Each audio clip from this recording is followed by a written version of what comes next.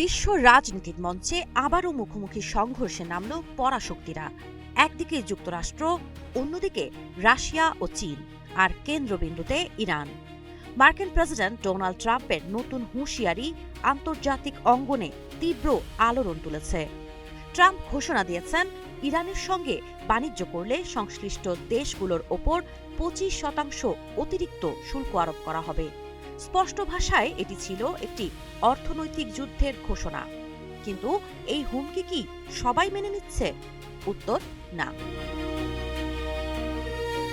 Russia সরাসরি এই হুঁশিয়ারি প্রত্যাখ্যান করেছে। মস্কো স্পষ্ট করে জানিয়ে দিয়েছে, যুক্তরাষ্ট্রের কোনো চাপই ইরানের সঙ্গে রাশিয়ার বাণিজ্যিক সম্পর্ক থামাতে পারবে না। এক সংবাদ সম্মেলনে রুশ পররাষ্ট্রমন্ত্রী সের্গেই লাভরভ কড়া ভাষায় বলেন, ইরানের সঙ্গে আমাদের যে চুক্তি রয়েছে সেগুলো বাস্তবায়ন হবেই। কোনো তৃতীয় পক্ষের হুমকিতে আমরা পিছু হটব না। ক্রেমলিনের দৃষ্টিতে ইরানকে অর্থনৈতিকভাবে কোণঠাসা করার মার্কিন কৌশল আসলে যুক্তরাষ্ট্রের দুর্বলতারই বহিঃপ্রকাশ।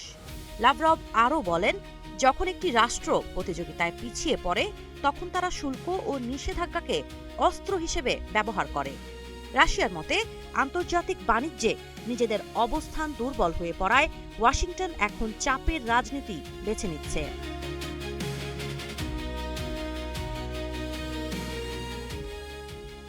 এই অবস্থানে রাশিয়া একা নয়। এর আগেই চীন ট্রাম্প প্রশাসনের এই শুল্ক বৃদ্ধির ঘোষণাকে প্রত্যাখ্যান করেছে।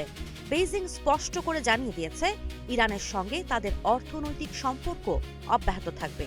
ফলে বিশ্বের দুই বৃহৎ শক্তি রাশিয়া ও চীন একযোগে ইরানের পাশে দাঁড়ানোয় যুক্তরাষ্ট্রের জন্য পরিস্থিতি আরও জটিল হয়ে উঠেছে। বিশ্লেষকরা বলছেন, এই সমর্থন ইরানকে বিশ্ববাজার থেকে বিচ্ছিন্ন করার মার্কিন প্রচেষ্টাকে বড় ধাক্কা দিতে পারে। প্রশ্ন উঠছে, যুক্তরাষ্ট্র কি সত্যি এককভাবে বৈশ্বিক বাণিজ্য নিয়ন্ত্রণ করতে পারবে, নাকি নতুন এক অর্থনৈতিক শক্তির জোট গড়ে উঠেছে যারা ওয়াশিংটনের চাপ উপেক্ষা করেই নিজেদের পথ বেছে নেবে? বিশ্ব রাজনীতি এখন দাঁড়িয়ে আছে এক নতুন মোড়ের সামনে।